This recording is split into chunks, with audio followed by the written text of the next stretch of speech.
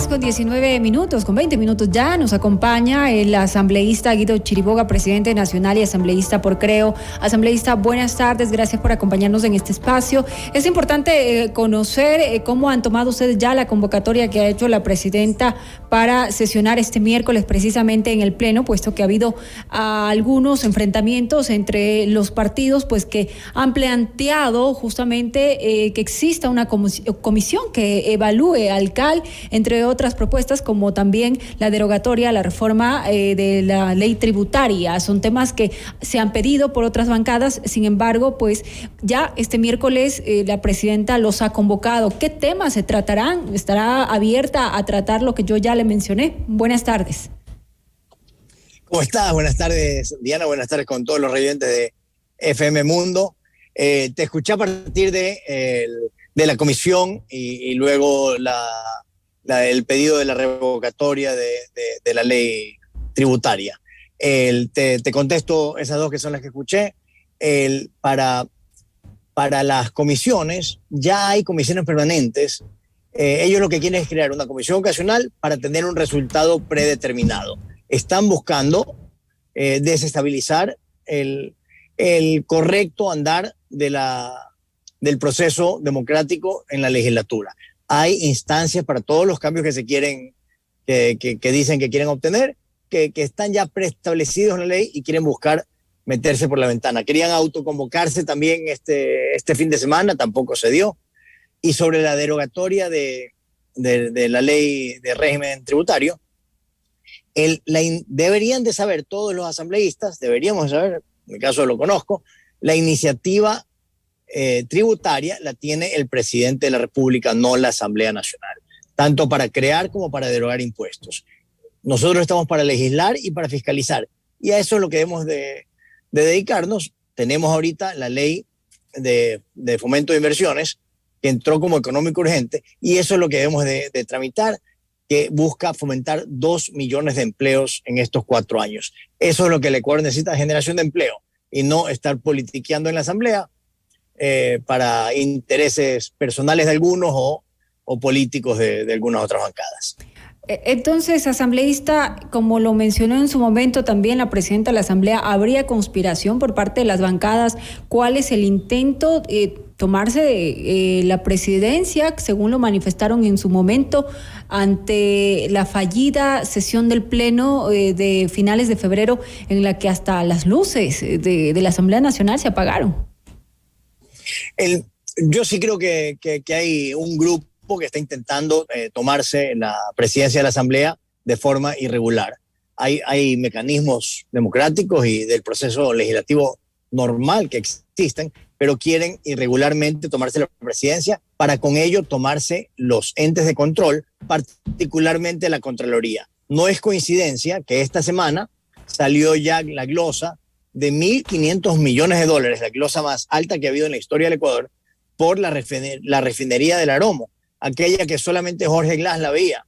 Entonces, ciertas bancadas tienen intereses y no es coincidencia tampoco que el único edificio que quemaron en Quito en octubre del 2019 fue la Contraloría General del Estado. Lo que quieren es lograr la impunidad para robos de ciertas personas que ocurrieron en estos 14 años anteriores, y eso no lo vamos a permitir. Asambleísta, ante estos choques entre ciertos bloques por el tema del trabajo que realiza el CAL, también Fernando Villavicencio, presidente de la Comisión de Fiscalización, se ha pronunciado en nuestros espacios informativos y ha exhortado al presidente Guillermo Lasso para que llame a una muerte cruzada. ¿Qué tan factible es esto? Pues él menciona que los legisladores tienen una enorme deuda con la democracia. ¿El presidente lo tiene presente? ¿Puede darse una muerte cruzada ante la falta de institucionalidad en el legislativo? Concuerdo con la parte de la deuda con la democracia que tiene la Asamblea Nacional.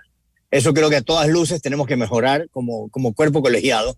Y hago un llamado por estas ondas a los 137 asambleístas, a los otros 136 asambleístas, para que nos enfoquemos en lo que tenemos que hacer, que es pasar leyes que generen empleo, seguridad, educación, salud para los ecuatorianos. Eso es lo que tenemos que hacer como asambleístas. En cuanto a la muerte cruzada, es una prerrogativa que tiene el presidente de la República, está en la Constitución. En caso sobre si es que se da o no se da, eso será una decisión del señor presidente en el momento que vea adecuado. Pero es parte del proceso constitucional democrático del Ecuador, están en nuestras leyes.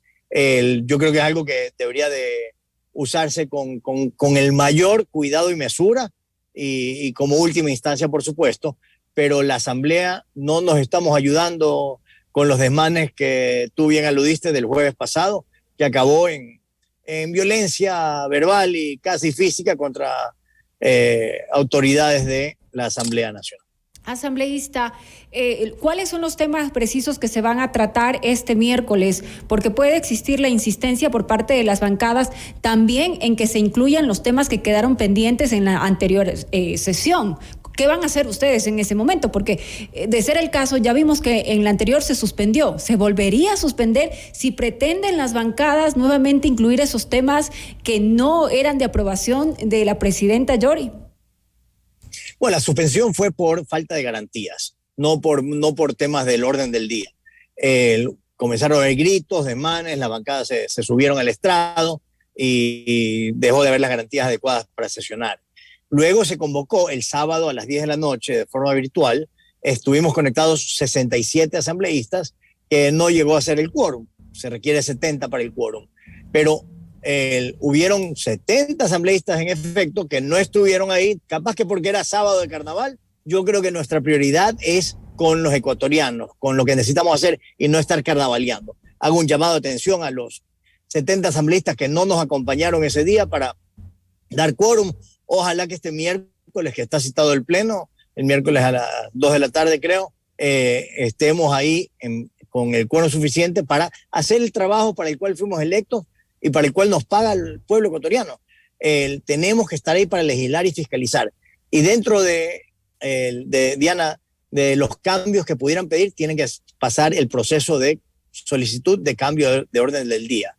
Para este miércoles, el tema más álgido, si queremos verlo así, es las amnistías por octubre del 2019, cuando quemaron Quito, quemaron Cuenca, que a mí me parecería un grave error a aquellos que fueron violentos.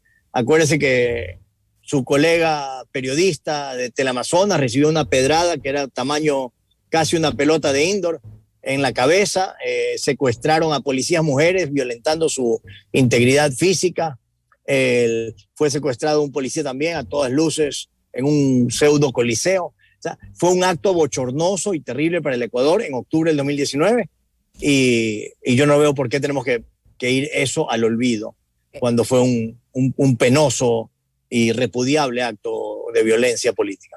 Asambleísta, otro tema relevante e importante también para el país es el tema del proyecto de ley orgánica de atracción de inversiones que busca precisamente, como se lo ha manifestado, es captar 30.000 millones de capitales privados hasta el 2025. Yo le pregunto, ¿qué beneficios trae para el Ecuador? ¿Va a ser viable con esta postura que tienen las bancadas de no tener acuerdos, lograr aprobar esa norma, tener los votos necesarios justamente porque hasta el 24 de marzo ustedes tienen que aprobar esa norma?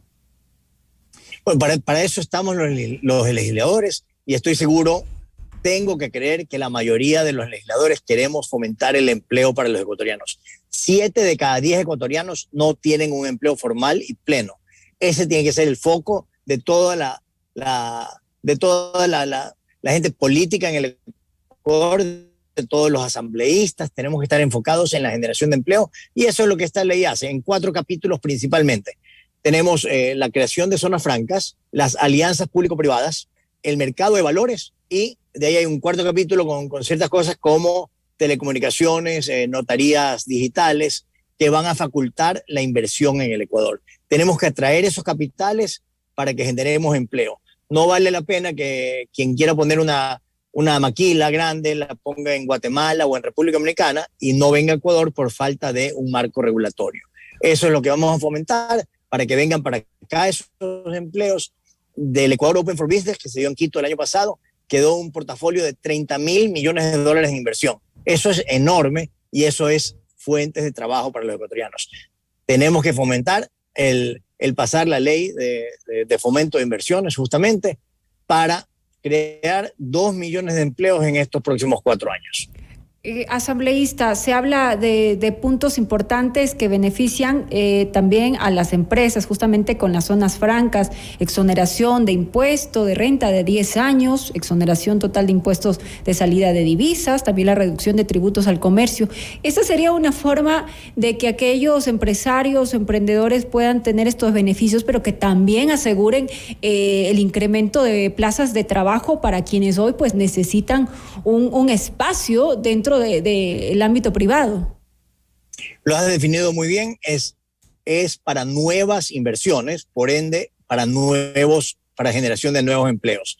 Y la razón de poner una zona franca es porque se enfoca en productos exportables, es para fomentar la mano de obra en Ecuador para productos de exportación. Si esos productos luego pasan al mercado ecuatoriano, ahí pasan a pagar los impuestos que decías que no llevan. ¿Y por qué la diferencia? Porque ningún país va a progresar exportando impuestos. Tenemos que exportar productos con valor agregado para generar más riqueza para los ecuatorianos, más fuentes de empleo. Entonces, la zona franca es una forma muy eficiente que funciona, ya funciona en muchos países muy bien. Acá no ha habido el marco regulatorio adecuado y con esta ley lo va a haber para atraer esas inversiones para el Ecuador. Nuestro presidente está esta semana en Chile justamente para atraer inversiones para el Ecuador.